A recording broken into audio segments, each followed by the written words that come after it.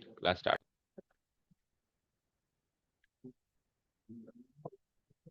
Good morning all. Good morning all, welcome to Learners Academy. क्या हुआ? अच्छा, light ठीक है। हाँ, कोई नहीं। ओके, चलिए। अब बातें नहीं और सीधे आओ टॉपिक पे। कल हमने आपसे आपके कोर्स से रिलेटेड एलपीपी जितना था वो तो कल हमने खत्म कर दिया, राइट? बट आज की क्लास एक एक्स्ट्रा क्लास लेंगे ऑन एलपीपी, जिसके अंदर अपन वर्ड प्रॉब्लम्स को डिस्कस करेंगे। क्योंकि केस स्टडी अगर बन के आती है तो केस स्टडी वर्ड प्रॉब्लम ही बन के आएगी। Even if it is omitted फिर भी वो आएगी। समझे?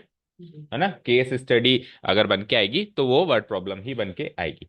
ठीक है। तो अब different different types of word problem से होती हैं। आयुष, इधर ध्यान दो। जैसे कि पहले है मैन्युफैक्चरिंग प्रॉब्लम्स। ठीक है। दूसरी है डाइट प्रॉब्लम्स, तीसरी ट्रांसपोर्टेशन प्रॉब्लम्स। कई बार तो सवाल केवल इतना सा आता है कि दी हुई वर्ड प्रॉब्लम को आप किससे रिलेट करते हो, ये किस टाइप की प्रॉब्लम है। मैन्युफैक्चरिंग चार ऑप्शन दे देगा, डाइट है या ट्रांसपोर्टेशन है। ठीक है, तो इनको प्रॉब्लम्स को समझना जरूरी है। अब मैन्युफैक्चरिंग प्रॉब्लम को आप ट्रेडिंग प्रॉब्लम से रिलेट कर सकते हो, जो हमने शुरुआत में इंट्रोडक्टरी पार्ट में करी थी कि कैसे हमको टेबल्स भी बेचनी है, चेयर्स भी बेचनी है। इस टाइप की मैन्युफैक्चरिंग प्रॉब्लम्स होती हैं। For an example, manufacturing problem का जस्ट एन एग्जांपल लेते हैं। सपोज करो कि मेरे पास पैसा इन्वेस्ट करने के लिए इतना सारा इतना सही है, राइट? मान लो 50,000 रुपये ही है। ठीक है, और ये तो हो गया कंस्ट्रेंट। दूसरा कंस्ट्रेंट ये हो गया कि मेरे पास रॉ मटेरियल रखने की जगह इतनी सी है कि मैं इतने आइटम्स का ही रॉ मटेरियल रख सकता हूँ, या फिर यूं कह सकते हो कि मेरे पास लेबर इतनी सी है। तो ये सारे हो जाएंगे इसमें कंस्ट्रेंट। और मेरे को ऑब्वियसली क्या करना होगा, ज्यादा से ज्यादा प्रोडक्शन करना होगा। ये हो जाएगा मेरा ऑब्जेक्टिव फंक्शन। हो गई मैन्युफैक्चरिंग प्रॉब्लम। ट्रेडिंग प्रॉब्लम में प्रॉफिट मैक्सिमाइज करना होगा, है ना? मैन्युफैक्चरिंग प्रॉब्लम में प्रोडक्शन मैक्सिमाइज करना होगा। डाइट प्रॉब्लम बहुत इंपॉर्टेंट प्रॉब्लम है, याद रखना। पहला क्वेश्चन आज हम डाइट प्रॉब्लम का ही करेंगे। डाइट प्रॉब्लम क्या कहती है कि जैसे मुझे मेरी बॉडी में for example 180 units of vitamin ए की जरूरत है। ठीक है। मैक्सिमम नहीं, minimum. Minimum 180 units of vitamin ए की जरूरत है ना? और मान लो विटामिन बी की जरूरत मिनिमम मुझे 200 यूनिट्स है, और प्रोटीन की जरूरत मान लो मुझे 300 यूनिट्स है ना, मिनिमम। मैक्सिमम कितना मिले, मिनिमम इतना तो मुझे चाहिए ही चाहिए। अब क्या करना पड़ेगा, कोई ऐसा फूड है जिसके अंदर इतना तो विटामिन ए आता है, इतना विटामिन बी आता है और इतना प्रोटीन आता है, तो वो फूड खरीद के मुझे कंज्यूम करना है ताकि वो विटामिन और प्रोटीन मुझे बॉडी में मिले। लेकिन अब उस फूड की कॉस्ट को करना है मिनिमाइज। तो डाइट प्रॉब्लम क्या करवाती है, कॉस्ट को मिनिमाइज करवाती है, ताकि उस गिवन कॉस्ट के अंदर आपको सारा इंग्रेडिएंट्स भी मिल जाए जो आपकी मिनिमम रिक्वायरमेंट है बॉडी की, और आपको कम से कम खर्चे में आपका काम हो जाए। इसको बोलते हैं डाइट प्रॉब्लम। क्या बोलते हैं? डाइट। तो diet problem is concern with minimizing the cost of the diet. Okay. Transportation problem बहुत important problem again. Transportation problem में एक बहुत ही इजी सा एग्जांपल समझो। सपोज करो मेरे पास एक बड़ा वेयर हाउस है और मेरे 8-10 स्टोर्स हैं। होलसेल और रिटेल स्टोर्स है ना, शोरूम्स है, राइट? अब मुझे क्या करना है कि मुझे मेरे वेयर हाउस से इस वाले शोरूम पे भी सामान पहुंचाना है जो भी मैं बेचता हूँ। लेट्स से कि जैसे पवन एजेंसी है ना, तो मान लो कि बड़ा सारा बड़ी पार्टी है ना। अब मान लो बड़ा वेयर हाउस है इनका, एक शोरूम भिलाई रोड पे, एक शोरूम बाईपास पे, एक शोरूम टोंक रोड पे, एक शोरूम जयपुर रोड पे। अब ये क्या करेंगे, ट्रांसपोर्ट करेंगे यहाँ से। 5 एसी यहाँ भेज दे, यहाँ से 4 पंखे यहाँ भेज दे, या 3 पंखे वहां भेज दे। तो इनकी अलग अलग स्टोर्स की अपनी अपनी डिमांड है। जैसे कि मान लो बाईपास वाले स्टोर की डिमांड क्या है कि इनको एक हफ्ते में 50 एसी चाहिए। मान लो इधर की डिमांड क्या है कि इनको एक हफ्ते में 100 पंखे चाहिए। ये हो गई डिमांड। तो डिमांड को फुलफिल करते हुए ट्रांसपोर्टेशन कॉस्ट को मिनिमम कैसे करे ये। ट्रांसपोर्टेशन कॉस्ट को मिनिमम कैसे करे, मान लो कि 1 किलोमीटर चलने का पेट्रोल का खर्चा या डीजल का खर्चा इतना है ना, वो होती है ट्रांसपोर्टेशन कॉस्ट। तो वो सारे स्टोर्स की डिमांड को भी फुलफिल करे, साथ में कॉस्ट को, ट्रांसपोर्टेशन कॉस्ट को मिनिमाइज करे। ये होती है ट्रांसपोर्टेशन प्रॉब्लम। तो ये बेसिकली 3 तरीके की प्रॉब्लम समझ गए। इनमें से हम लोग क्या करेंगे, डायट प्रॉब्लम और ट्रांसपोर्टेशन प्रॉब्लम पे एक सवाल करेंगे आज की क्लास में, and then we are done with LPP. उसके अलावा बहुत सारे क्वेश्चन है, भंडार भरा पड़ा है, आप जितनी प्रैक्टिस करो उतनी कम। ठीक है, 2 5 10 क्वेश्चन जितनी आपको समय मिलता है आप इसकी मैक्सिमम, मतलब 2 3 दिन में इसकी प्रैक्टिस कर लो। उसके बाद इस चैप्टर को एंड तक देखने की जरूरत ही नहीं पड़ेगी, बस बिफोर एग्जाम एक बार रीड आउट करना पड़ेगा तो हो जाएगा इसका काम, है ना? ठीक है, तो आज अपन पहला क्वेश्चन स्टार्ट करेंगे। 12.2 का फर्स्ट क्वेश्चन है। 12.2 आपके ओमिटेड है लेकिन मेरे पास बुक में है। उसका फर्स्ट क्वेश्चन डायट प्रॉब्लम से रिलेटेड है। स्टार्ट करें? ओके, देखो।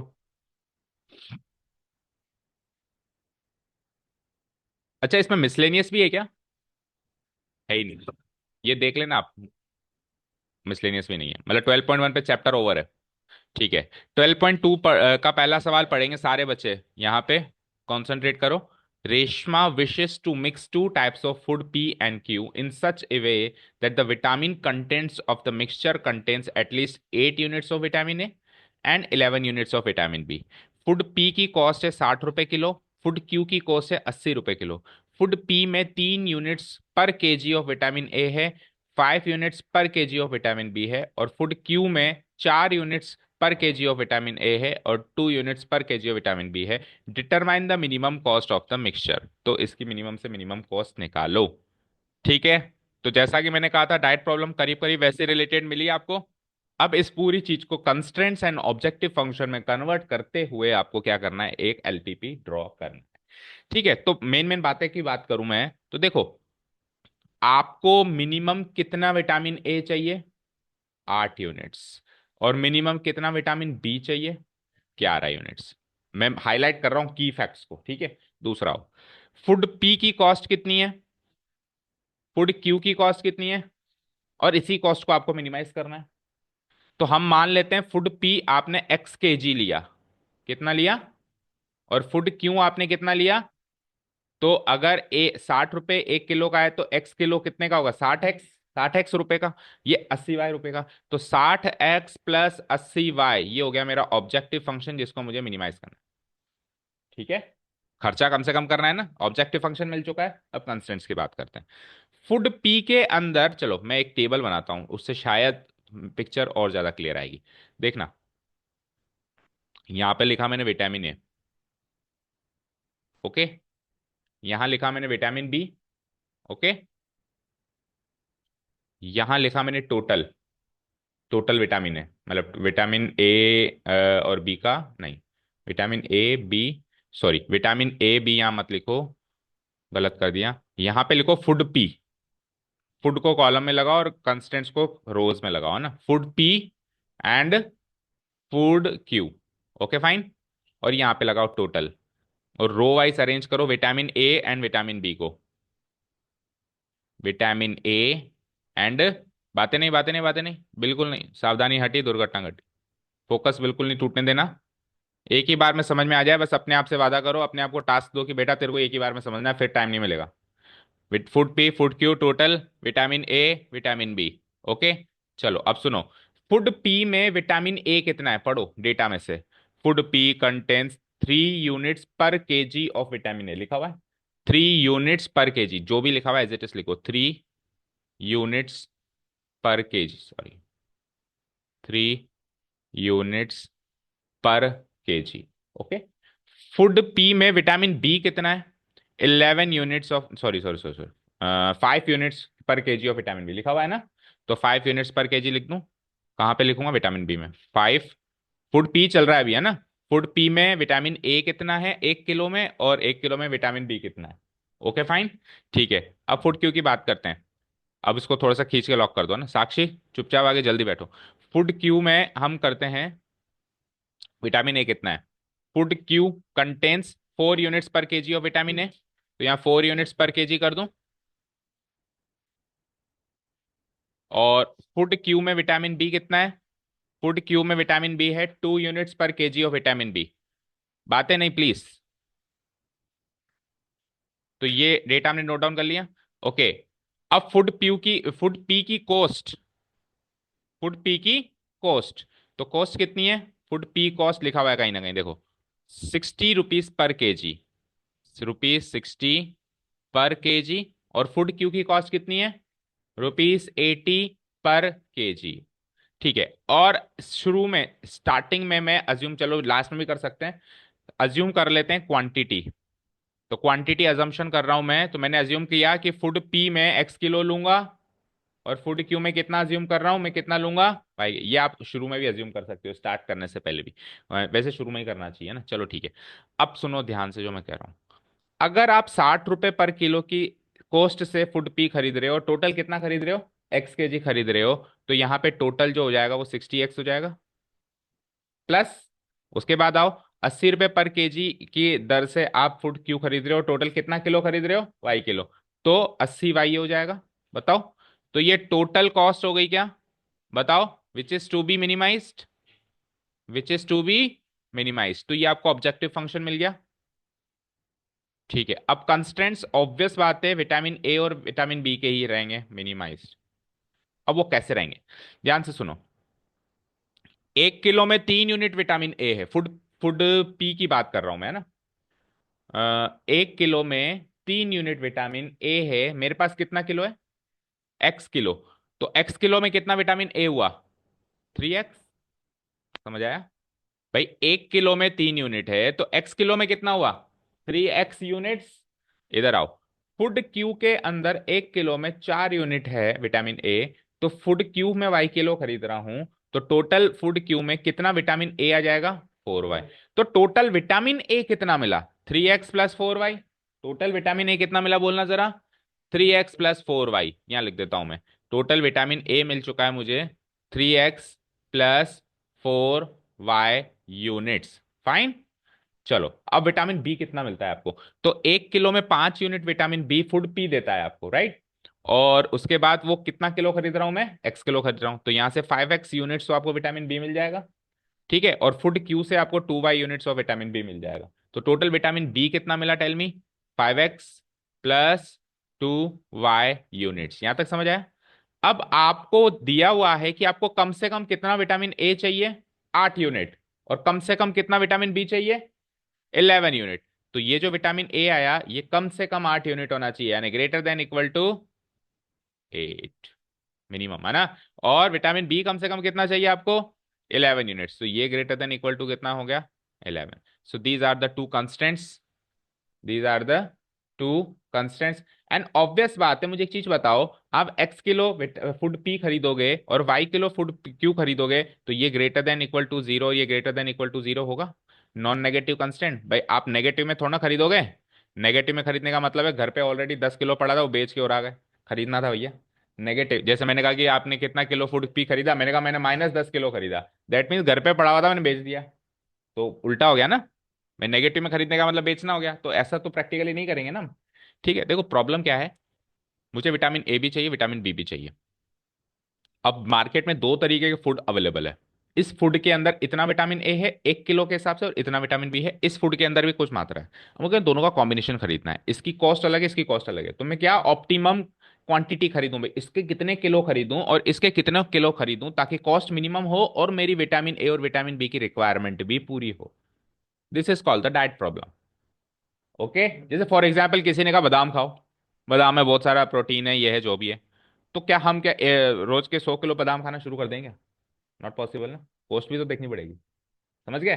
तो अब देखो, बादाम महंगे हैं लेकिन उनमें क्वालिटी भी है। लेकिन कुछ फूड ऐसा भी है, कोई फूड ऐसा भी है जो महंगा नहीं है फिर भी उसमें क्वालिटी है ना। महंगा इतना ज्यादा नहीं है जितना बादाम है, लेकिन उसमें फिर भी क्वालिटी है, तो मुझे क्या करना पड़ेगा, बादाम का और उस फूड का कॉम्बिनेशन लेना पड़ेगा। थोड़ा सस्ता वाला फूड, थोड़ा महंगा वाला फूड, ताकि वो जो मुझे विटामिन चाहिए, जो बॉडी को इंग्रेडिएंट्स चाहिए, वो भी फुलफिल हो जाए, और मेरा ओवरऑल कॉस्ट बादाम और उसको खरीदने का मिनिमम रहे। This is called diet problem. जो डाइटिशियन बनना चाहता है वो ऐसे ही सेट करते हैं। इन केस अगर इन फ्यूचर कोई डाइटिशियन बनना चाहता है इस फील्ड में, अपनी योगा मास्टर, जुम्बा वुम्बा जो भी करते हैं ना, अगर वो करना चाहता है ना कोई, तो वो ऐसे ही कैलकुलेशन करते हैं, इस टाइप से ही कैलकुलेशन वहां पे चलता है। ठीक है, चलो। तो अब कंस्टेंट आ गए आपके पास साहब, आपके पास ऑब्जेक्टिव फंक्शन आ गया, शुरू हो जाओ, निकालो graph.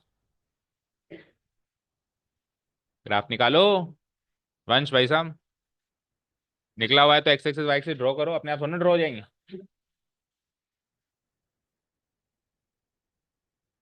X axis Y axis draw करो। भाई आपको पता है मेरे पास तो ऑलरेडी ड्रॉन है, तो आप घर से ही बना के लाया करो। हम्म।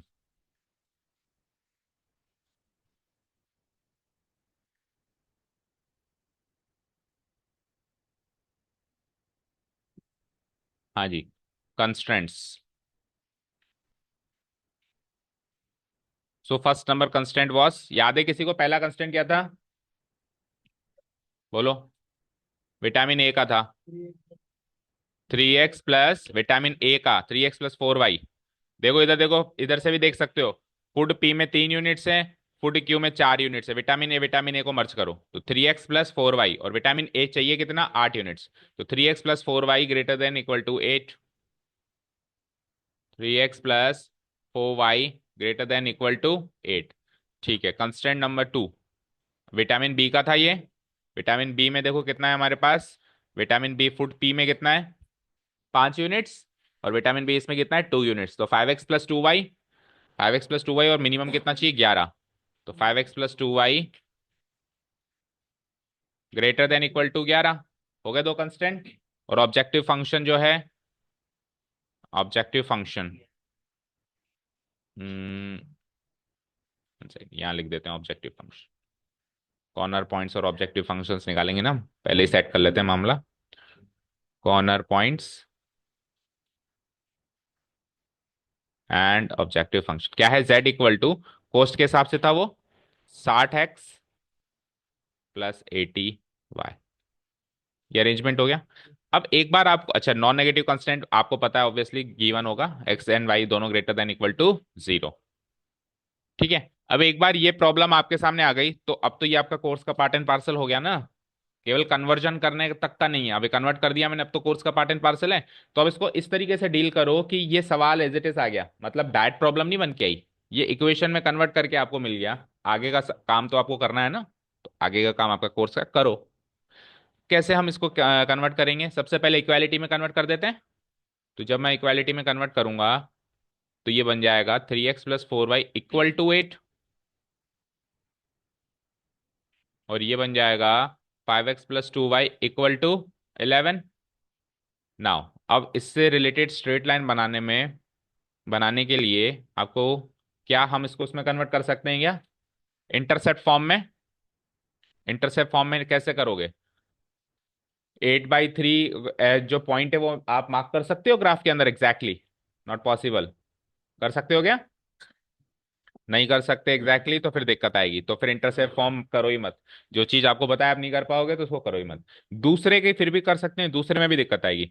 आप देखो इसमें आएगा 11/5 और 11/2। 11/5 कितना होता है, 11/5, वो भी डेसिमल में आ गया, और 11/2 वो भी डेसिमल में आ गया।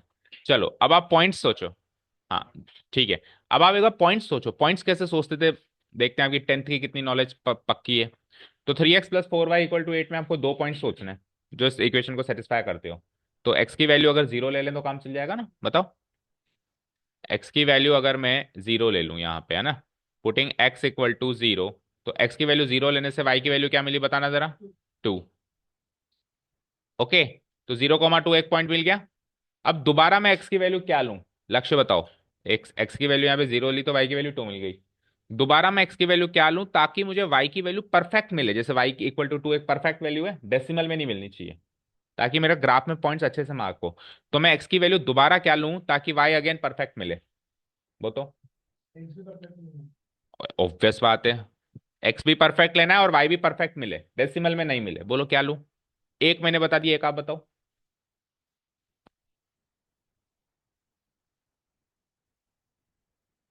नहीं पकड़ आ रहा, यानी 10th की नॉलेज बहुत वीक। डेसिमल नहीं चाहिए ऐसे, तो फिर बहुत सारे, मैं सोच रहा हूँ कि परफेक्ट ही मिले ना। अगर आप बिल्कुल हार जाओ कि नहीं मिल रहा तो फिर डेसिमल में जाना पड़ेगा, लेकिन पहली कोशिश होनी चाहिए कि आपको इंटीग्रल वैल्यू मिले, 1 2 3 -1 -2 -3। हाँ बोलो प्रियांशु, अंश, यश, आप तो थे 10th में, स्ट्रेटेजी बताई थी। 4 ले लो, अब 4 क्यों ली, देखो अब सुनो, इधर स्क्रीन पे ध्यान दो सारे बच्चे, बहुत इंपॉर्टेंट चीज है।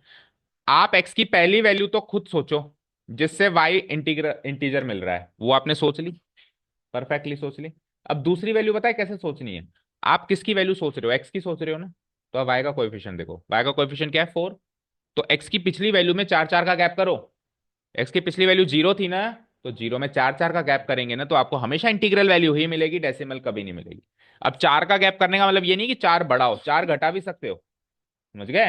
तो 4 पॉजिटिव भी ले सकते हो एंड 4 नेगेटिव, तो मैं 4 पॉजिटिव ले लेता हूँ। ये चीज समझ में आ गई क्या सभी को।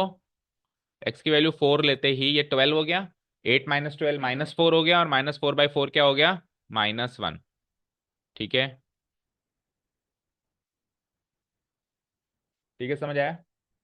वंश आप बहुत ही गलत जगह बैठे हो, ना आप इधर के रह रहे हो ना आप उधर के रह रहे हो ना, सभी आपके गर्दन इधर। अब आप इधर बैठो, ये चेयर उठाओ।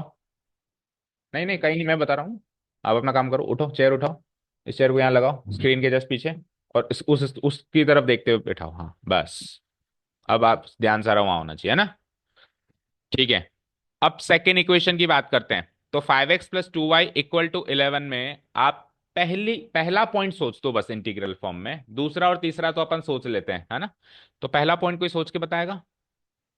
और अगर पहला पॉइंट भी नहीं सोच पा रहे हो ना, तो समझ जाना फिर अब आप बच ही नहीं सकते, आपको डेसिमल में जाना ही पड़ेगा। पर कोशिश करो एक पॉइंट हम सोच पाए, 5x + 2y = 11 में एक पॉइंट ऐसा सोच पाए। एक्स की वैल्यू क्या ले लें, 1, हो गया काम। अब एक सोच लिया ना, तो दूसरा तो स्ट्रेटेजी बता दी ना, कोएफिशिएंट के गैप में चलते जाना। तो चलो, अगर मैंने एक्स की वैल्यू 1 ले ली, तो बताओ जरा वाई की वैल्यू क्या आएगी। 11 - 5 6 6/2, यानी कि वाई की वैल्यू 3। चलो अब वंश बताओ एक्स की अगली वैल्यू क्या लूंगा, कितने के गैप में लूंगा। 2 क्या गैप में, वेरी गुड, क्योंकि वाई का कोएफिशिएंट 2 है ना। तो 1 + 2, 2 का गैप किया तो 3 है। ठीक है, और दो ही पॉइंट चाहिए होते हैं, उससे लाइन बन जाती है ना। एक्स की वैल्यू 3 लेते ही अगेन वाई जो है परफेक्ट मिलेगा आपको। 15, 11 - 15 gives me, 11 - 15 gives me -4, -4 / 2 gives me -2। तो ये मिल गया हमको 4 पॉइंट्स, दो उसके और दो उसके। फाइन। अब देखो, अब कॉन्फिडेंस ये लगाएगा जब परफेक्ट वैल्यूज है ना बेटा, तो कॉन्फिडेंस ये लगाएगा ग्राफ ड्रॉ करने का। और डेसिमल का डेसिमल में डेसिमल ही रहता है, डेसिमल कितना भी भले 0.5 ही क्यों ना हो, लेकिन वो डेसिमल तो डेसिमल ही रहेगा, समझ गए। अच्छा, पहले ये काम करना है, फिर आपको X axis Y axis draw करना शुरू करनी है। क्योंकि कुछ नेगेटिव पॉइंट्स आ रहे हैं, तो आप ग्राफ में नेगेटिव पॉइंट्स भी तो ड्रॉ करोगे। तो पहले आपको ये काम करना है, उसके बाद आपको सोचना है कि अब ग्राफ कैसा ड्रॉ होना चाहिए। चलो जी, तो कनेक्ट करता हूं मैं 0,2 को। 0,2, 0,2 कहाँ फॉल होता है, यहाँ पे फॉल होता है। 0,2 को आपको कनेक्ट करना है 4, -1 से। 4, -1 यहाँ आएगा। थोड़ा ग्राफ को छोटा करना पड़ेगा, नीचे का दिख नहीं रहा ना। हम्म। हाँ जी। 0,2 will fall here, and 4, -1 will fall here. इन दोनों को करते हैं कनेक्ट।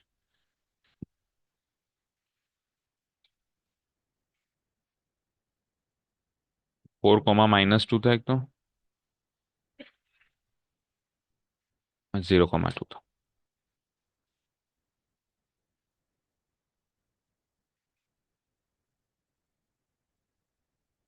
तो आपकी बेटा एक लाइन कुछ ऐसी बन रही होगी।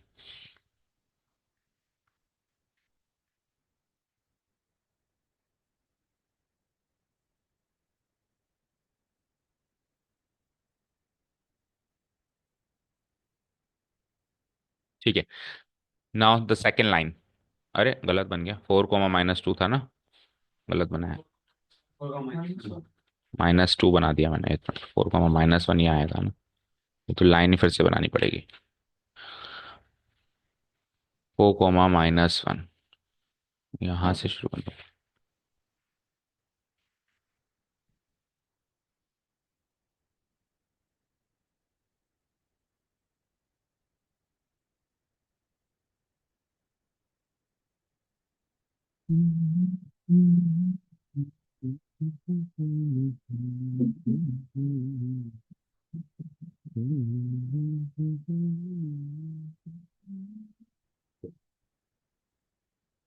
देखना जरा, ऐसी लाइन बन रही है क्या पहली वाली।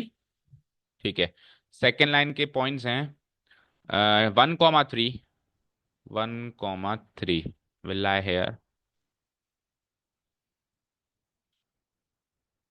और 3, -2, 3, -2 विल फॉल हियर। ठीक है।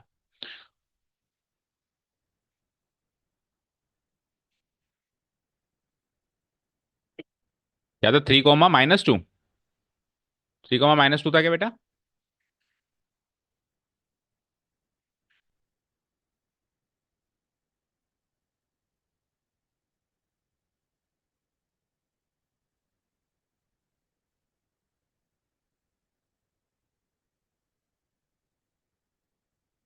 तो ये बन गई हमारी दूसरी लाइन।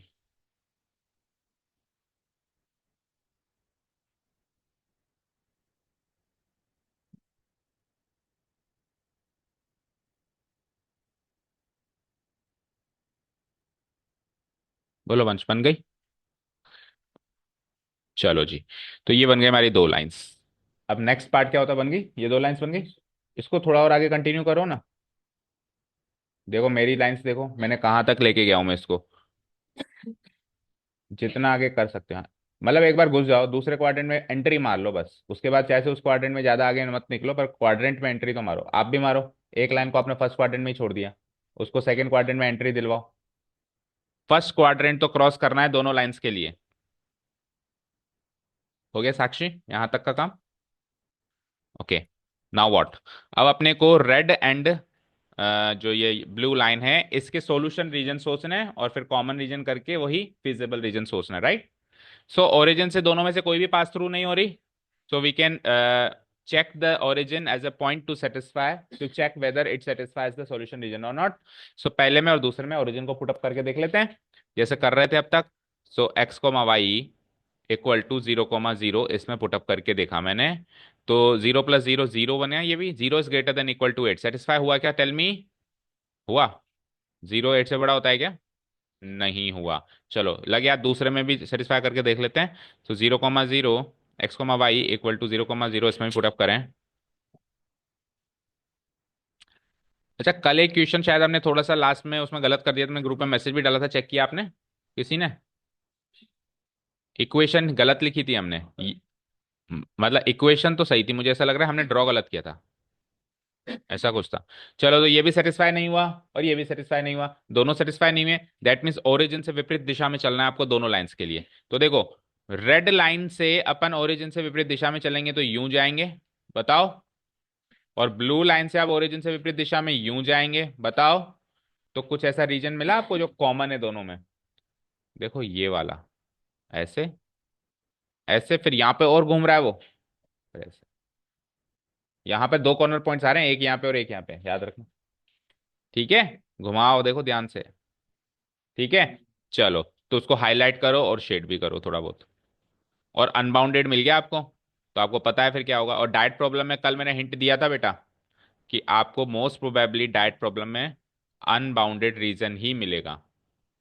अच्छा दूसरा हिंट ये है कि जहां पे एटलीस्ट वर्ड आ गया ना कंस्ट्रेंट्स के लिए, वहां पे अनबाउंडेड रीजन मिलेगा। एटलीस्ट मतलब कम से कम होता है, तो कम से कम वैल्यू तो उसने फिक्स कर दी, ज्यादा से ज्यादा तो फिक्स कर ही नहीं ना। तो फर्स्ट क्वाड्रेंट में आपको इन्फिनिटी की तरफ जाना है, इन्फिनिटी की तरफ जाना है, दैट मीन्स आपको क्या करना है? अनबाउंडेड रीजन मिलना ही मिलना है।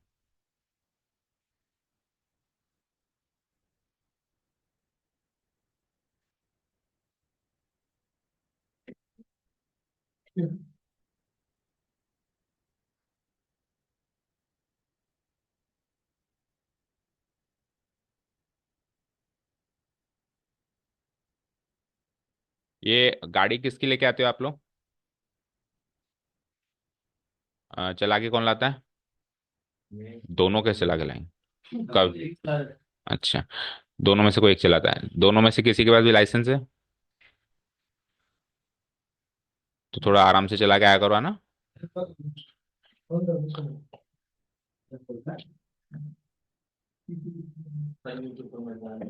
लर्निंग भी नहीं बनवा रखा? बनवाओ बेटा, अगर चला रहे हो तो बनवाओ। Why to break the rules, जो कि मतलब पॉसिबल है बनाना, ऐसा तो नहीं कोई इम्पॉसिबल चीज है। दुबई थोड़ी ना है कि ड्राइविंग लाइसेंस बनना बड़ा मुश्किल है। दुबई में तो 10 लाख रुपए का खर्चा है ड्राइविंग लाइसेंस बनाने का इंडिया के, और उसमें बन जाए जब है। यहाँ पे तो बड़ी आसानी से बन जाता है, एक कॉल पे बन जाता है यहाँ तो।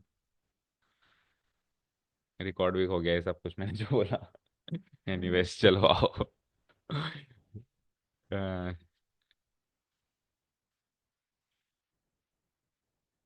ठीक है यहाँ से घूम गए। हाँ हाँ,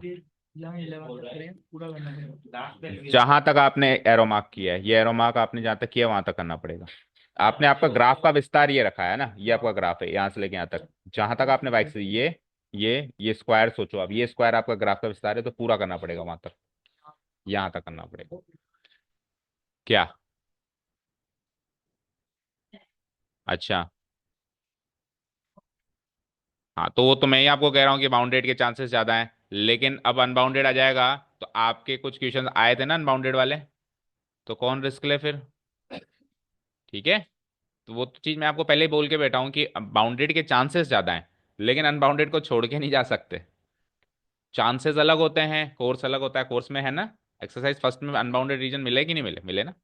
ओके चलो, अब साक्षी मुझे बताएगी सारे कॉर्नर पॉइंट्स। तो पहला कॉर्नर पॉइंट आपको देखो इधर, देखो स्क्रीन पे एक चीज बताना चाह रहा हूं मैं।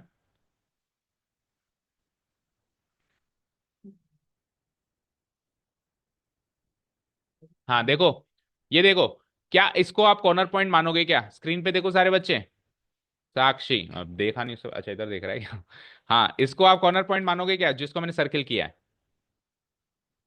है वो कॉर्नर पॉइंट? है क्या? वंश पता है बेटा? देखो यहाँ पे मैंने अपना ग्राफ खत्म किया है, कोई 12 पे भी कर सकता है, कोई 10 पे भी कर सकता है, कोई 9 पे भी कर सकता है, तो वो तो मेरा ग्राफ ही खत्म हो गया। वो कॉर्नर पॉइंट नहीं है, वहां तो मेरा ग्राफ ही खत्म हो रहा है ना, तो ये नहीं है पहला कॉर्नर पॉइंट, ये मिलेगा। ठीक है। अब ये वाले पॉइंट के कोऑर्डिनेट्स कौन बताएगा? पक्का?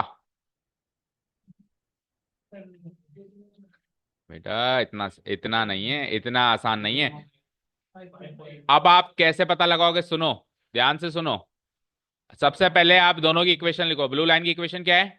5x + 2y = 11।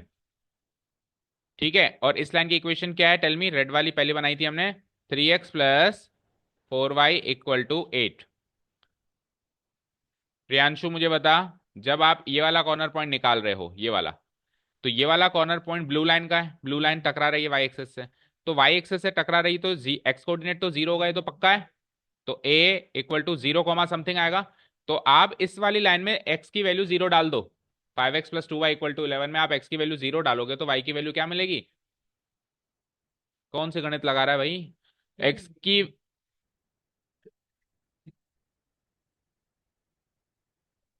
क्या होता है? 5.5, तो 0, 5.5 आएगा इसका कोऑर्डिनेट। अब देखो, अंदाजे से नहीं लग रहा था 5.5, अभी भी नहीं लग रहा 5.5, अंदाजे से नहीं लग रहा ना, 5.5 से बड़ा ऊपर लग रहा है, और ये सबके साथ हो सकता है क्योंकि इतनी शार्प पेंसिल कोई यूज नहीं करता। ठीक है, तो हमको ऐसे इक्वेशन पुट कर करके देखनी पड़ेगी। ठीक है। ओके। अब ये वाले पॉइंट की बात करते हैं, ये वाला पॉइंट बी। बी के कोऑर्डिनेट्स कैसे निकालेंगे बताओ? अंदाजे से तो बड़ा मुश्किल है निकालना। आप बताओ कैसे निकालोगे बी के कोऑर्डिनेट्स? तो बी जो है ना, बी पॉइंट मिला कहां से, ये सोचो, दोनों के इंटरसेक्शन से। दोनों के इंटरसेक्शन से मिला। तो अगर मैं इन दोनों को इंटरसेक्ट करवाऊं तो वहां से जो यूनिक सॉल्यूशन निकलेगा वही कोऑर्डिनेट्स होंगे इसके। तो अब इन दोनों को इंटरसेक्ट करवाना सबको आता है। देखो, एक काम करते हैं, वो कर लेते हैं, सब्सटीट्यूशन कर लेते हैं। अच्छा, नीचे को 2 से मल्टीप्लाई करोगे? हाँ, तो ऊपर वाले नीचे वाले को 2 से करना पड़ेगा ना 4y बनाने के लिए। देखो, हाँ हाँ, नीचे वाली को है ना। हाँ हाँ, ठीक है, हो जाता है कभी। 3x + 4y = 8। क्या हो गया? क्या याद आया अचानक से? इनकी अलग ही चल रही है एलपीपी यहाँ पे। 5x + 2y = 11। So this is equation 1। निकाल लिया? देखो, हम लोग बातें ही कर रहे हैं, ये कर लें वो कर लें, उसने निकाल भी लिया। तो ये होता है मौका फरस्त इंसान, जो कि होना पड़ेगा, सेल्फिश होना पड़ेगा थोड़ा सा ना। इक्वेशन 2 × 2 करना है अपने को बेसिकली। इक्वेशन 2 × 2 किया तो 5x × 2 क्या बनता है? 10x। एंड 2y × 2 क्या बनता है? 4y। और 11 × 2 क्या बनता है? 22। Let this be equation 3। अब आप क्या करेंगे? इक्वेशन 3 में से इक्वेशन 1 को माइनस कर दें। Equation 3 minus equation 1, and this gives me 10x - 3x क्या बना? 7x। और 4y तो कट गया, और 22 में से 8 गया तो 14। And this gives me x = 2। This gives me x = 2। चलो जी, x = 2 को पुटअप करो कहीं पे। x = 2 को मैं पुटअप करता हूँ फर्स्ट इक्वेशन में। Equation 1, equation 1 implies x = 2 put up किया तो 3 × 2 = 6 प्लस 4y = 8। 6 इधर गया तो 2, तो y की वैल्यू क्या मिली? 0.5। 0.5। तो दिस गिव्स मी y = 0.5। 0.5। तो 2, 0.5 है इसके कोऑर्डिनेट्स। अब अपने अपने ग्राफ में देखो, 2, 0.5 के इर्द गिर्द भी आ रहा है कि किसी का? सही आ रहा है? 2, 0.5। ओके। और अब जो ये तीसरा एक और कॉर्नर पॉइंट निकालना है, सी। अब सी में वाई कोऑर्डिनेट तो जीरो है, पक्की बात है ना? तो रेड लाइन में अगर मैं वाई, ये रेड लाइन ही तो टकरा रही है एक्स एक्सिस से। तो रेड लाइन की इक्वेशन है 3x + 4y = 8। इसमें वाई कोऑर्डिनेट जीरो पुटअप कर दूं तो एक्स की कुछ वैल्यू आएगी? क्या आएगी? 8/3 आएगी। तो आप इसको क्या लिखेंगे? 8/3, कॉमा 0। डेसिमल में नहीं लिख सकते क्योंकि 8/3 पूरा नहीं करता। तो ये 3 कॉर्नर पॉइंट्स मिल चुके हैं आपको, राइट? सभी के मिल गए। मैं यहाँ पे मार्क करता हूँ फीजिबल रीजन है ना, क्योंकि मुझे पता है अनबाउंडेड रीजन है, तो एक रीजन और बाउंड होगा अभी, शेड होगा। Feasible reason, yes. Put the corner points and find the maximum or minimum value of objective function whatever is required. A, B, C। बोलो A क्या था? 0.5, नहीं सॉरी, 0, 0,5.5, 0,5.5। बी क्या था? 2,0.5 एंड सी क्या है? 8/3, 0। Put the values and find the answer. Z की value बताओ तीनों केसेस में। तो ये तो 0 बन गया। 80 को 5.5 से गुणा करो। 80 पंजे 400, 80 इंटू आधा 440 हो गया है ना, सही है क्या? ठीक है। इसमें आओ, दोगुना करो, 60 का दोगुना 120, और 80 का आधा करो, 0.5 मतलब आधा करना। तो 80 का आधा करो, 40 हुआ ना? 40, अच्छा टोटल बता रहे हो, 120 और 40, 160। तो यही मिनिमम लग रही है। चलो नीचे में भी देख लो। हाँ जी, 8/3 टाइम्स ऑफ 60 करना है। तो 20 इंटू 8, 160। तो 160 मिनिमम है, लेकिन वो 2 पॉइंट्स पे मिल रही है। चलो 2 पॉइंट्स पे मिल रही है, वो तो बात का इशू है। लेकिन पहली चीज तो ये भी मिनिमम है या नहीं, अभी डाउट है ना, क्योंकि रीजन क्या है? अनबाउंडेड। इसके आगे मिनिमम, मिनिमम का लेटर होता है स्मॉल एम, स्मॉल एम से मैंने मार्क करके छोड़ दिया। मैक्सिमम का कैपिटल एम और मिनिमम का स्मॉल। ठीक है, नाउ व्हाट? अब आपको एक और इनइक्वालिटी बनानी पड़ेगी, जिसका एलएचएस पार्ट तो रहेगा ऑब्जेक्टिव फंक्शन, आरएचएस पार्ट रहेगा 160, और साइन रहेगा लेस देन का। और उसको प्लॉट करना पड़ेगा और चेक करना पड़ेगा कोई कॉमन पोर्शन तो नहीं है। ठीक है, चलो जी वो काम करते हैं। सो अनदर इनइक्वालिटी मैं नीचे बना रहा हूं। So this is 60x plus 80y less than 160। थोड़ा काटो बेटो उसको और छोटा बनाओ। 20 से काट दो एक साथ, है ना? तो दिस गिव्स मी, 20 से काटा तो 3x, 20 से काटा तो 4y, 20 से काटा तो 8, right? 3x + 4y equal to less than 8। कुछ बनाने की जरूरत ही नहीं है, ऑलरेडी बनी बनाई है। बस आपको पोर्शन चेंज करना है। भाई मुझे बताओ, यहां से आप अगर आप यहां से इक्वेशन बनाते तो क्या बनाते? 3x + 4y इक्वल टू 8 बनाते। अब 3x + 4y इक्वल टू 8 तो बनी बनाई है ना? कहाँ है ये लिखी तो है मैंने, 3x + 4y इक्वल टू 8। बस आपको इसका डायरेक्शन चेंज करनी है। पहले वो ग्रेटर देन इक्वल टू 8 थी तो इस साइड जा रहे थे, अभी लेस देन 8 है तो इस साइड जाएंगे। तो ये आपकी किस्मत अच्छी थी कि इनइक्वालिटी बनाने के बाद भी नहीं बनानी पड़ी, बनी बनाई मिल गई। तो आपको यानी कि रेड लाइन से इधर आना है अब की बार, और रेड लाइन से इधर आना है। तो जो शेडेड पोर्शन होगा और जो फिजिबल रीजन होगा उसमें कोई भी पॉइंट कॉमन नहीं आएगा। कोई कहेगा कि सर बी और सी आ गया, कोई ये कहेगा बी और सी आएगा। तो पिछले वाले केस में पॉइंट्स ऑन द लाइन शामिल है, लेकिन इस वाले केस में पॉइंट्स ऑन द लाइन शामिल नहीं है। ये बात पहले डिस्कस हो चुकी है, राइट? सो थोड़ा बहुत शेड तो करना पड़ेगा इसको, नो अदर ऑप्शन। चेंजेस कर लो थोड़ा सा शेड में, और शेड करके बढ़ो आगे, खत्म करो फिर क्वेश्चन। ये वाला शेड होगा।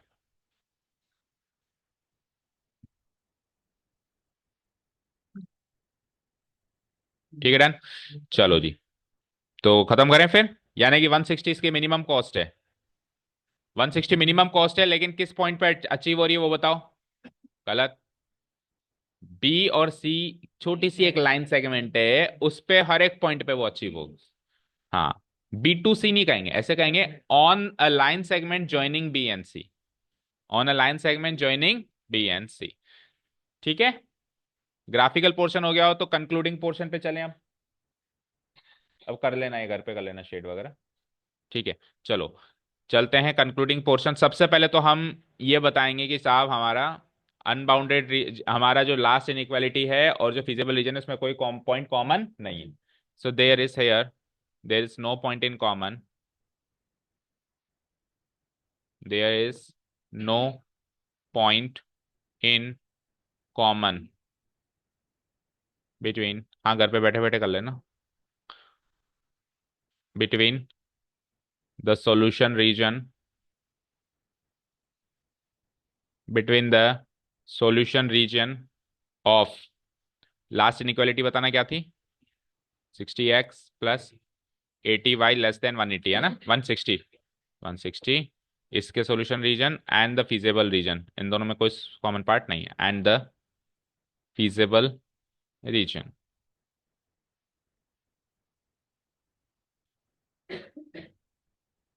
ठीक है। So so z equal to 160 is the minimum value of the objective function, is the minimum value, लिखो ना वंश, क्यों नहीं लिख रहे हो, of the objective function. And what is the objective function? Z equal to 60x plus 80y, इस objective function की मिनिमम वैल्यू है। And it is attained where, वो भी लिखनी है, and it is attained eight,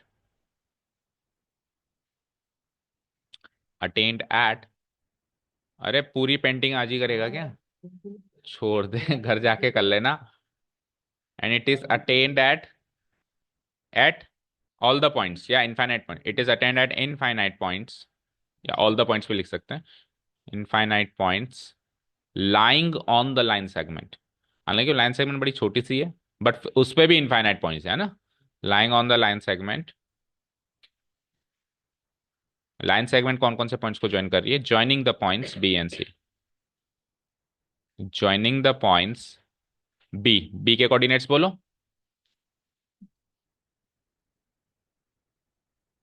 2,5 and सी, सी के क्या है 8/3,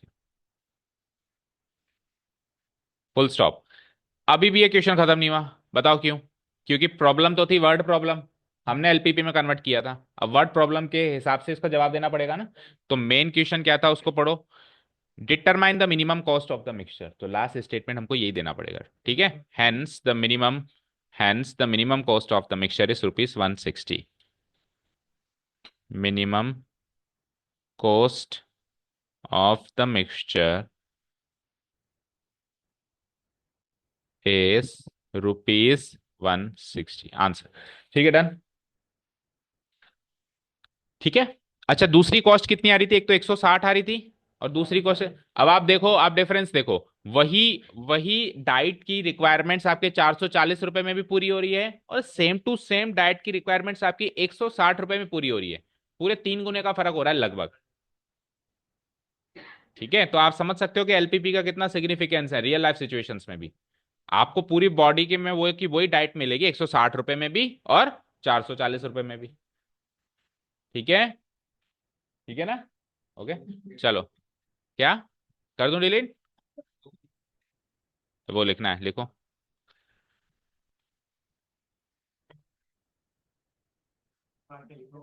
and it is attained at infinite points lying on the line segment joining the points B and सी।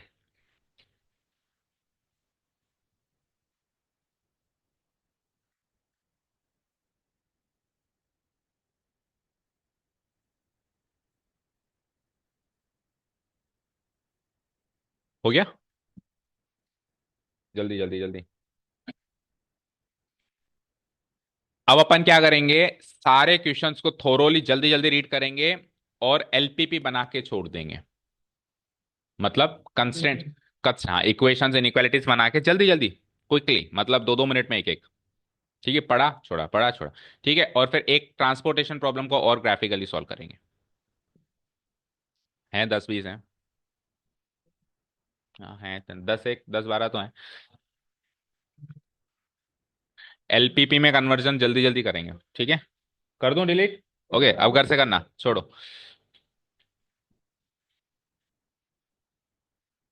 क्या, पहले ट्रांसपोर्टेशन वाला, क्यों करना है तो दोनों ही चीजें तो कर, वो जाएगा तो उसको छोड़ सकता है, मतलब तू छोड़ तो किसी को भी नहीं सकता, वीडियो तेरे को देखना ही पड़ेगा जाएगा तो। चलो इधर देखो, अब स्क्रीन पे, अब सारे बच्चे दिमाग लगाओ और बताओ।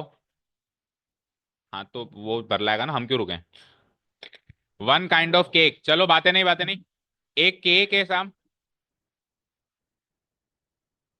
यहीं बैठो अब आप, बहुत बातें कर रहे हो। ये बॉटल थोड़ा ना बीच में आ रही है, दिख रहा है।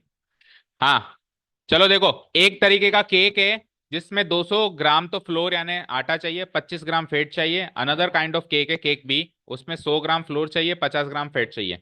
तो आप बताओ, ज्यादा से ज्यादा केक बनाने हैं आपको, और आपके पास क्वांटिटी क्या है, 5 किलो आटा लाए हो बाजार से और 1 किलो फेट लेके आए हो, और assuming that there is no shortage of the other ingredient, बाकी इंग्रेडिएंट्स की कोई शॉर्टेज नहीं है हमारे पास, उसको नहीं सोचना आपको, दो इंग्रेडिएंट सोचने हैं, एक तो फ्लोर और एक फैट, ठीक है। तो लेट से ये हो गया केक ए, केक वन मान लो या केक ए मान लो, ये हो गया केक बी, ठीक है। और आपको क्या सवाल क्या था कि find the maximum number of cakes, तो मैं मान लेता हूं कि मैंने एक्स नंबर ऑफ केक्स तो केक ए बनाया और Y number of cakes cake B बनाया, राइट। और कंस्टेंट्स की बात करते हैं, तो कंस्टेंट्स क्या है, flour and fat, flour and fat. तो फ्लोर के केक ए के अंदर कितना फ्लोर है, कितना चाहिए, मतलब केक के अंदर 200 ग्राम, 200 ग्राम फ्लोर चाहिए, है ना। 200 ग्राम पर यूनिट, मतलब एक केक में, है ना, ठीक है। और 25 ग्राम क्या चाहिए, 100 ग्राम, एक मिनट को, एक मिनट, 25 ग्राम फैट चाहिए, तो 25 ग्राम पर पर यूनिट, ठीक है। इधर आ जाओ, केक बी में क्या क्या चाहिए, 100 ग्राम आटा पर यूनिट, और कितना चाहिए, 50 ग्राम फैट पर यूनिट, ठीक है। चलो जी, ये टोटल लगाते हैं हम यहाँ पे अब, तो टोटल केक्स कितने बने हमारे, एक्स प्लस वाई, भाई मैंने एक्स नंबर ऑफ ये केक बनाया, तो टोटल केक्स बन गए हमारे x plus y, which is to be maximize, ज्यादा से ज्यादा केक्स बनाने हैं आपको, which is to be maximized, ठीक है। Okay fine. अब आपके पास टोटल फ्लोर कितना अवेलेबल है, 5 किलो। तो देखो, एक केक में 200 ग्राम फ्लोर लग गया, तो एक्स केक्स में कितना ग्राम लगा होगा, 200 एक्स ग्राम्स, राइट। तो 200 एक्स एंड व्हाट, प्लस इधर से 100 वाई, और ये मैक्सिमम कितना यूज कर सकता हूं मैं, 5 किलो, 5 किलो बोले तो 5000 ग्राम, क्योंकि ग्राम में चल रहा है सब कुछ, लेस देन इक्वल टू या ग्रेटर देन इक्वल टू, अरे लेस देन इक्वल टू। आप बाजार से 5 किलो लाए हो तो उससे ज्यादा कैसे यूज करोगे, तो 5,000 लेस देन इक्वल टू जाएगा, ठीक है। आप बाजार से फैट कितना लाए हो, 1 किलो, तो 25 एक्स तो यहीं लग गया, और 50 वाई यहाँ लग गया, less than equal to 1 kilo का मतलब 1000। ये तो हो गए दो कंस्टेंट्स। यस, क्या हुआ, अच्छा ठीक है। Equation one and equation two, these are the two constants, और x प्लस y is the objective function. Obvious बात है, x is greater than equal to zero होगा, y is greater than equal to zero होगा, क्योंकि less then का मतलब तो ये हो गया कि केक बना बनाया उसको फोड़ दिया, ऐसा तो कोई क्यों करेगा ना, तो जीरो या जीरो से ज्यादा होंगे, ठीक है। नेक्स्ट प्रॉब्लम, इससे आप अब वो बना ही लोगे, है ना, एलपीबी बना ही लो। एक फैक्ट्री है जिसके अंदर टेनिस रैकेट्स और क्रिकेट बैट्स बनते हैं, ठीक है। टेनिस रैकेट बनाने में, ध्यान से पढ़ो, ये मैन्युफैक्चरिंग प्रॉब्लम आ गई है ना, तो एक काम करते हैं, सारी नहीं कर पाएंगे, सही कह रहे हो, तो हम एक एक प्रॉब्लम उठा लेते हैं, डायरेक्ट प्रॉब्लम उठा ली, अब एक मैन्युफैक्चरिंग प्रॉब्लम उठाते हैं, और फिर सीधे चलते हैं ट्रांसपोर्टेशन में, क्योंकि उसको अपने को एक्चुअली करना भी है ग्राफ शीट में। तो मैन्युफैक्चरिंग प्रॉब्लम देखो क्या है, टेनिस रैकेट्स बन रही हैं, और दूसरा क्या बन रहा है, क्रिकेट बैट्स बन रहे हैं।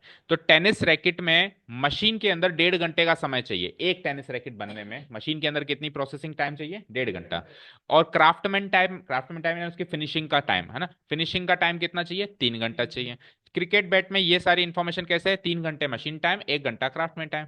एक दिन के अंदर फैक्ट्री के अंदर ज्यादा से ज्यादा 42 घंटे का ही मशीन टाइम अवेलेबल है, और ज्यादा से ज्यादा 24 घंटे का ही क्राफ्टमैन टाइम अवेलेबल है। मतलब लेबर ही इतनी है कि हम 42 घंटे तो मशीन टाइम के दे सकते हैं, ठीक है, और 24 घंटे हम क्राफ्टमैन टाइम के दे सकते हैं। तो लेबर भी तो एक से ज्यादा हो सकती है ना, एक एक लेबर से 8 घंटे काम करवाया, एक लेबर से 8 घंटे काम कराया, 5 लेबर करवा ली, है ना, टाइम है, ये टाइम है ना। ओके, 24 घंटे अपन क्राफ्ट में, अपने पास लेबर मोर देन वन हो सकती है ना, ठीक है। ओके, सो कितने तो number of rackets and bats में बनाऊं ताकि फैक्ट्री जो है फुल कैपेसिटी पे काम करे, दैट मीन्स 42 घंटे मशीन टाइम का पूरा यूटिलाइज हो, ऐसा नहीं हो कि लेबर फालतू घूम रहा है, और क्राफ्टमैन टाइम का भी अपना 24 घंटे पूरा यूटिलाइज हो, है ना। ये जो मैन्युफैक्चरिंग प्रॉब्लम है ना, इसमें जो मैन्युफैक्चरिंग करते हैं ये बड़ा ध्यान देते हैं, एक आदमी तो इसी चीज का ध्यान रखता है कि कोई लेबर फालतू तो नहीं बैठा, राइट। ओके, हाँ, हाँ, उस चीज के पैसे मिलते हैं ध्यान रखने के, अगर वो कोई लेबर फालतू हुई तो उसके कट जाएंगे पैसे, ठीक है, वो हिटलर है, वो लेबर के ऊपर हंटर ले खड़ा रहता है। If the profit on A racket and on a bat is rupees 20 and 10, 20 रुपए एक रैकेट में मिल रहे हैं, 10 रुपए एक क्रिकेट बैट पे मिल रहे हैं फॉर एग्जाम्पल, तो मैक्सिमम प्रॉफिट आपको बनाना है अगर फैक्ट्री फुल कैपेसिटी पे काम करे तो मुझे बताओ रोज एंड कॉलम्स में क्या सेलेक्ट करेंगे, हमेशा कॉलम्स में आप आइटम्स को सेलेक्ट करो, तो आइटम्स कौन कौन से यहाँ पे, cricket bats and tennis rackets, तो ये लो tennis rackets, yes very good, अब समझ गया, तू पकड़ लिया बात को, क्रिकेट बैट्स, और इधर ऑब्वियसली टोटल आ ही जाएगा, राइट। और इधर हमारे कॉन्स्टेंट्स रहेंगे, कॉन्स्टेंट्स हमारे हैं एक तो मशीन टाइम और एक craft time, machine time and the craftsman's time, fine. और क्वांटिटी शुरू में अज्यूम करनी पड़ेगी ना, वो तो लिखी नहीं, है ना। तो in factory the what number of rackets, तो नंबर ऑफ रैकेट्स मान लेते हैं कि हमने एक्स नंबर ऑफ तो रैकेट्स खरीदे हैं, और मतलब सॉरी बना रहे हैं, और क्रिकेट बैट्स अपन वाई बना रहे हैं, ठीक है, यहाँ तक क्लियर है। और एक उसके बाद फिर प्रॉफिट भी है। चौथी चीज ऑब्जेक्टिव फंक्शन, इस बार प्रॉफिट है।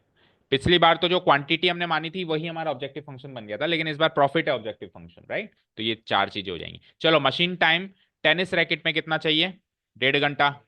आप एक्स नंबर ऑफ रैकेट्स बना रहे हो तो एक रैकेट में 1.5 घंटा चाहिए, तो इतने एक्स रैकेट्स में कितना चाहिए होगा? 1.5x, ठीक है। प्लस इधर आओ, क्रिकेट बैट्स में आपको, चलो पहले टेनिस रैकेट का पूरा काम कर लें, पहले टेनिस रैकेट का पूरा काम कर लें, है ना, सही कह रहा हूँ। तो 3 3 घंटे क्राफ्टमैन टाइम चाहिए, तो 3x प्लस, ठीक है। अब क्रिकेट बैट्स की बात करते हैं, तो क्रिकेट बैट्स में 3 घंटे मशीन टाइम, 1 घंटे क्राफ्टमैन टाइम, तो 3y एंड 1y यानी सिंगल y, ठीक है। सो ये टोटल हो जाता है यहाँ पे 1.5x प्लस 3y, और ये हो जाता है आपका 3x plus y, less than equal to या greater than equal to? Less than equal to. Maximum availability है हमारे पास, कम से कम थोड़ी ना है, ज्यादा से ज्यादा हमारे पास कितना घंटे हैं? 42 घंटे, नॉट मोर देन 42 घंटे तो है हमारे पास machine time, so it will be less than equal to 42 and less than equal to 20। अच्छा मुझे एक चीज बताओ, constraints less than equal to में आया तो ज्यादा कंफर्टेबल है या ग्रेटर देन इक्वल टू में है? क्योंकि लेस देन इक्वल टू में बाउंडेड रीजन बनेगा। अभी डायट प्रॉब्लम में ग्रेटर देन इक्वल टू आया था, तो greater than equal to infinity की तरफ जाता है, less than equal to bound हो जाता है। भाई ये मैक्सिमम लिमिट है हमारी, इससे ज्यादा क्रॉस नहीं कर सकते। तो आप ऐसा होप करो कि आपका जो कॉन्स्टेंट्स मिले आपको वो कैसे मिले? लेस देन इक्वल टू मिले, ठीक है। ओके, चलो प्रॉफिट की बात करते हैं। तो एक टेनिस रैकेट पे 20 रुपए और उस पे 10 रुपए, तो 20x plus 10y, and this is our objective function which is to be maximized, y which is to be maximized, हो जाएगा। और x is greater than equal to 0 हो जाएगा, क्योंकि टेनिस रैकेट्स नेगेटिव में नहीं बन सकते और क्रिकेट बैट्स भी नेगेटिव में नहीं बन सकते, ठीक है। चलो अब मैन्युफैक्चरिंग प्रॉब्लम है, अगली भी इसी तरीके से सॉल्व होगी। अगेन मैन्युफैक्चरिंग प्रॉब्लम है, पांचवी वाली भी। सारी ये जितनी भी बड़ी बड़ी दिखती है ना, वो बड़ी आसान होती है। कॉटेज इंडस्ट्री मैन्युफैक्चरिंग प्रॉब्लम आ गई, कंपनी मैन्युफैक्चर, चार लगातार मैन्युफैक्चरिंग प्रॉब्लम है। उसके बाद ये जो है ना पर्सनल कंप्यूटर बेचना, ये अपन ने इंट्रोडक्टरी पार्ट में कवर किया था, याद हो तो, ट्रेडिंग, भाई लेके बेचना, है ना। तो ये बिल्कुल सेम उससे रिलेट होगी। अगेन डाइट प्रॉब्लम आ गई, हम कर चुके हैं। फर्टिलाइजर प्रॉब्लम आ गई, ये फर्टिलाइजर प्रॉब्लम और सुन लेते हैं, देखो क्या है कि ये मतलब है इजी, थोड़ी सी दिखने में कॉम्प्लिकेटेड लग रही है। हमारे पास दो तरीके के फर्टिलाइजर्स हैं, F1 एंड F2। F1 में 10% नाइट्रोजन है और 6% फॉस्फोरिक एसिड है।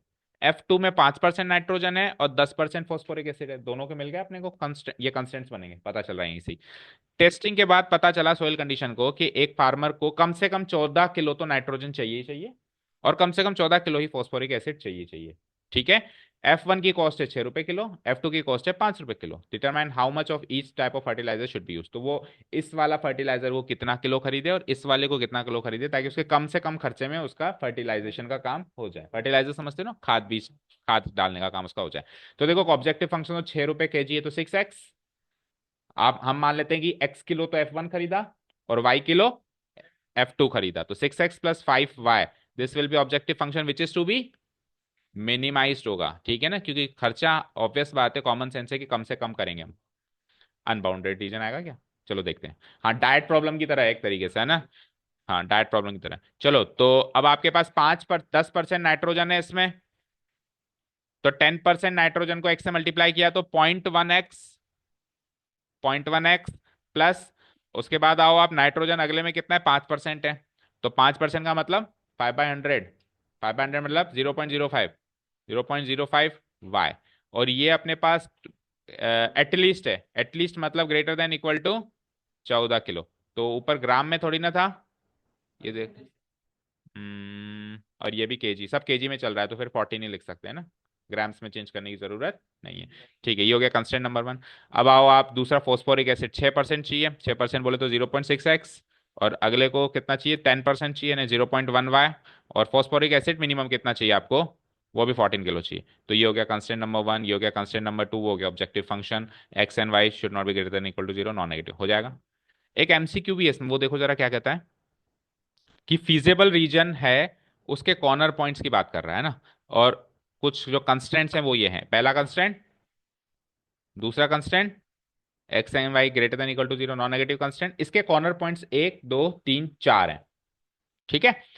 और p x plus q y हमारा ऑब्जेक्टिव फंक्शन है, जहां पे पी और q obviously greater than zero होगा, है ना। Condition on p and q so that the maximum of z occurs at both 3,4 and 0,5। इस पे और इस पे दोनों पे हमारा मैक्सिमम आ रहा है, तो पी और क्यू के बीच में क्या रिलेशन होगा? पी और क्यू के बीच में क्या रिलेशन होगा भाई? पी क्यू के बराबर होगा, पी क्यू का दोगुना होगा, पी क्यू का तीन गुना होगा, या क्यू पी का तीन गुना होगा? क्या रिलेशन होगा? ठीक है। तो 3,4 और 0,5 दोनों पे हमारा क्या आ रहा है?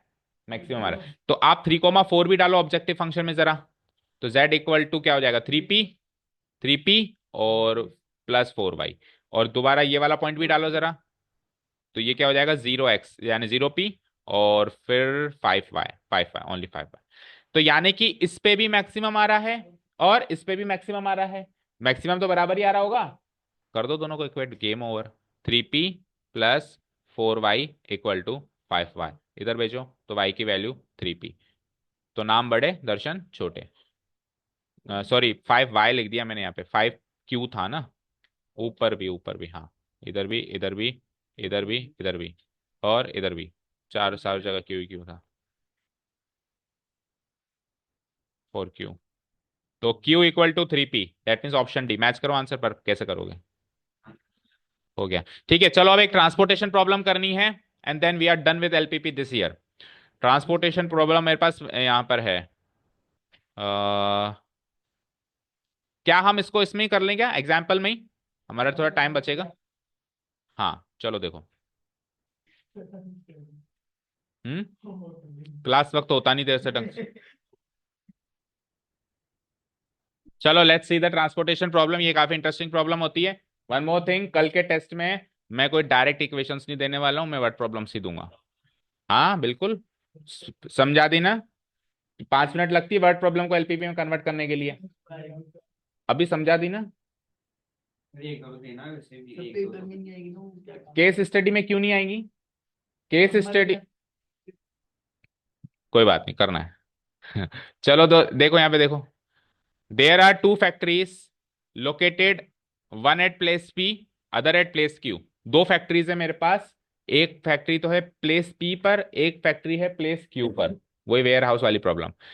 इन लोकेशन से मुझे कोई कमोडिटी है जो तीन डिपो पे ट्रांसफर करनी है, depot number A, depot number B, depot number C. तो ऐसे मान लो तीन शोरूम है और दो फैक्ट्रीज हैं। समझ गए? दो तो फैक्ट्रीज हैं, पी और क्यू नामक तो फैक्ट्रीज हैं, और दुकानें मेरी तीन है एबीसी। तो फैक्ट्री पी से भी दुकान एबीसी पे ट्रांसफर होता है, और फैक्ट्री क्यू से भी दुकान एबीसी पे ट्रांसफर। अब मेरे को देखना होगा कि करीब कौन है, ताकि मेरी ट्रांसपोर्टेशन कॉस्ट मिनिमाइज हो। ठीक है। द वीकली रिक्वायरमेंट कितनी कितनी है? 554 units of the commodity, while the production capacity है पी और क्यू की 8 एंड 6। मतलब दुकान ए को 5 यूनिट मिनिमम चाहिए ही चाहिए, रिक्वायरमेंट, है ना। और दुकान बी को आपको 5 यूनिट चाहिए, और दुकान सी को 4 यूनिट। जो फैक्ट्री पी है वो 8 यूनिट से ज्यादा नहीं बनाती, और जो फैक्ट्री क्यू है वो 6 यूनिट से ज्यादा नहीं बनाती। तो जितना बनाती है वो परफेक्टली डिस्ट्रीब्यूट हो जाए, ये हमारा टास्क है, राइट? ओके। और कॉस्ट कितनी है ट्रांसपोर्टेशन की वो सुनो।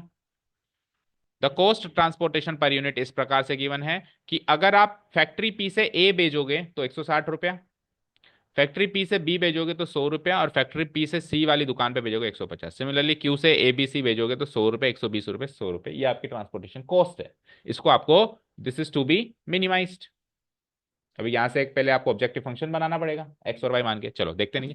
How many unit should be transported from each factory to each depot. अब आप पूरा बताओ कि पी से ए, पी से बी, पी से सी कितना कितना भेजोगे, और क्यू से ए, क्यू से बी और क्यू से सी कितना कितना भेजोगे, ताकि आपकी जो है फैक्ट ट्रांसपोर्टेशन कॉस्ट हो वो मिनिमम हो, और वो मिनिमम कॉस्ट कितनी हो वो भी बताओ।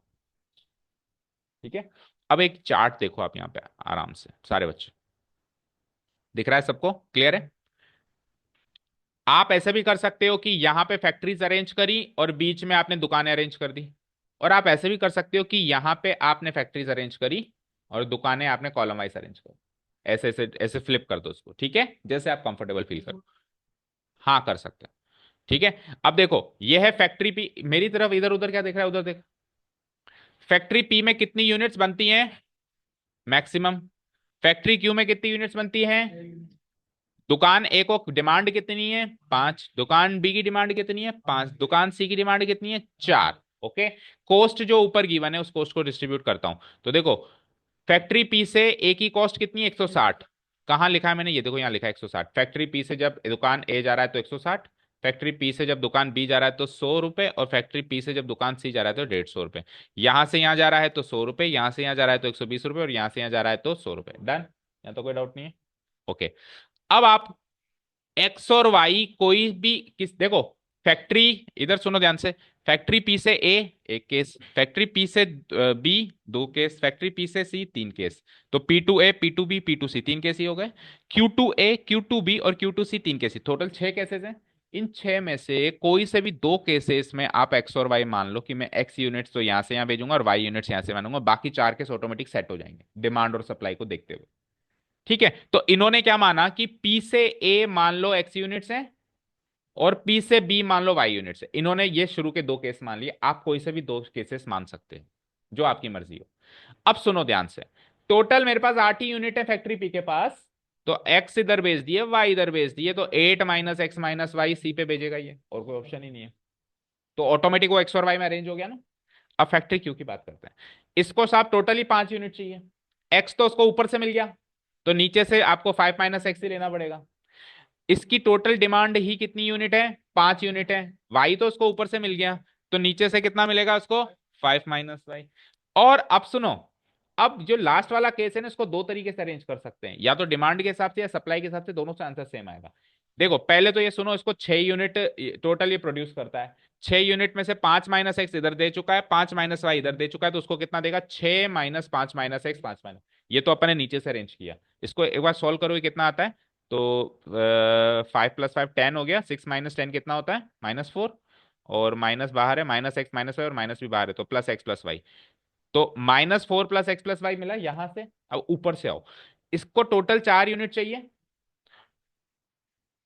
8 - x - y ऑलरेडी मिल गया, तो नीचे से कितना लेगा ये, 4 में से 8 - x - y करेंगे तो भी ये का यही आएगा, चेक करो।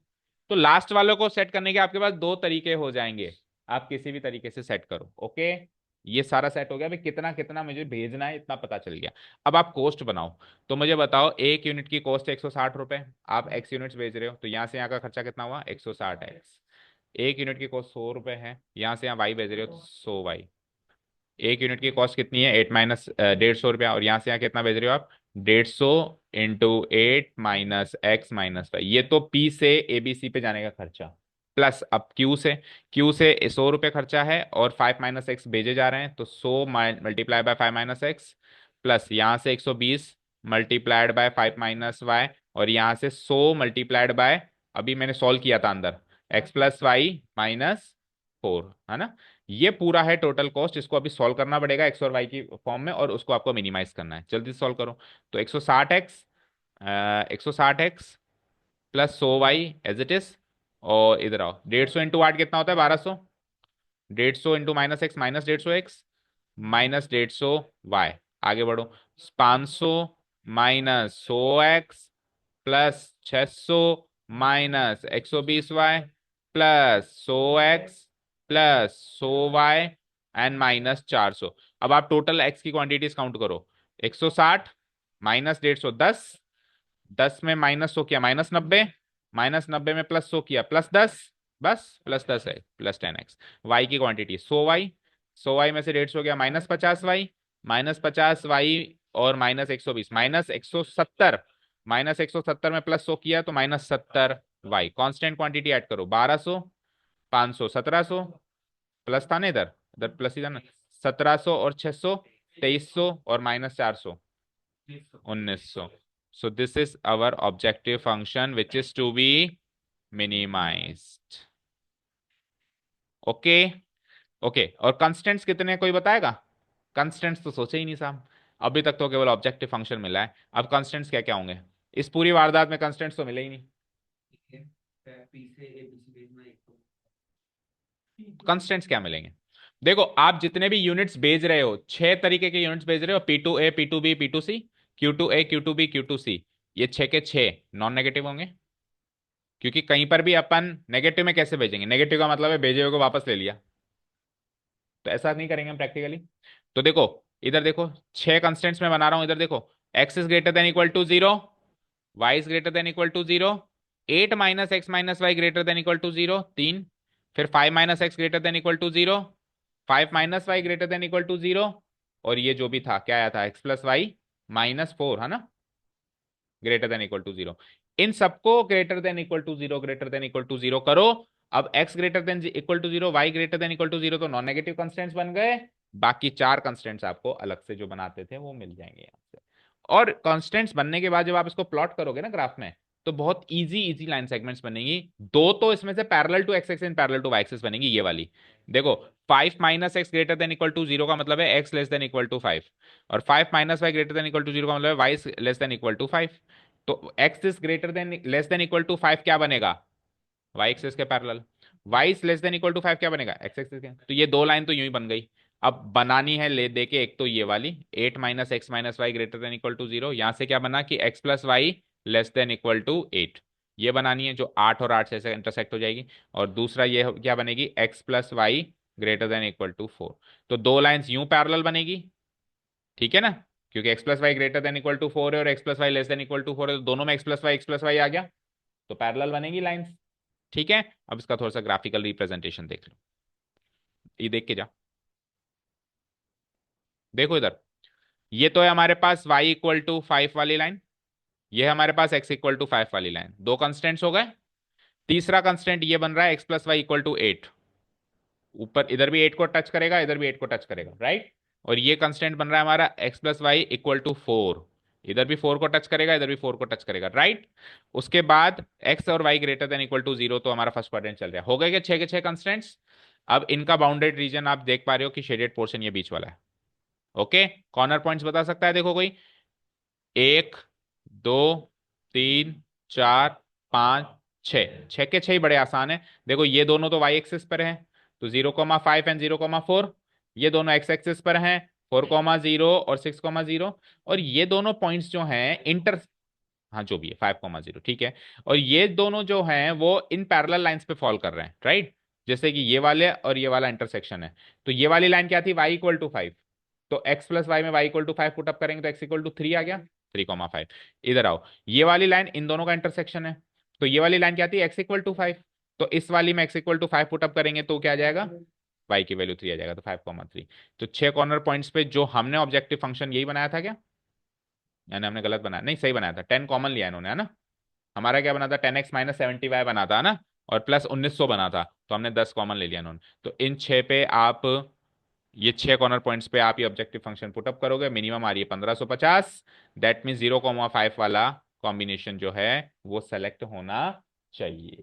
0,5 का मतलब ये हो गया कि आप P से लेकर A तो भेजो 0 यूनिट्स, भेजो ही मत वहां पे कुछ भी, और P से लेकर B भेजो आप 5 यूनिट्स, और उस हिसाब से फिर P से लेके C, Q से लेके A, Q से लेके B, और Q से लेके C सेट होगा, करो।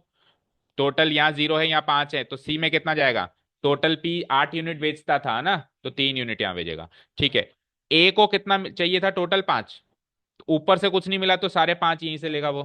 बी को भी 5 चाहिए था क्या, 5 ही चाहिए था ना टोटल, तो 5 पूरे ऊपर मिल गए इसको, तो इधर से 0 मिला इसको। और सी को 8 चाहिए था, 4 चाहिए था, तो 3 ऊपर से मिले तो एक इधर से। तो ये होगा कॉम्बिनेशन बेचने का, उसमें मिनिमम कॉस्ट आपके 1550 रुपए लगे। ओके, आज का वीडियो थोरोली देखना, ये क्वेश्चन कल मैं देने वाला हूं। हाँ, पी ए को कुछ नहीं भेजेगा, क्यू बी को कुछ नहीं भेजेगा इस प्रॉब्लम के हिसाब से, लेकिन जनरली कुछ भी हो सकता है, किसी दूसरी प्रॉब्लम में भेज भी सकता है, राइट। ये क्वेश्चन कल आने वाला है टेस्ट में बेटा, ये मतलब इस टाइप का ट्रांसपोर्टेशन प्रॉब्लम एक तो आने वाली है। एक ट्रांसपोर्टेशन प्रॉब्लम कर ली ना, पूरा एलपीपी सॉल्व हो गया मेरी नजर, सब आ गया इसमें, है ना। ठीक है, अच्छे से थोरोली रिवाइज करो वीडियो को, ओके। हाँ ठीक है, जो भी है, आई डोंट केयर। हाँ, सारे क्वेश्चन 12.2 के ही दूंगा, करने हैं, सुन लिया। Thank you so much for listening to us, have a nice day, keep learning.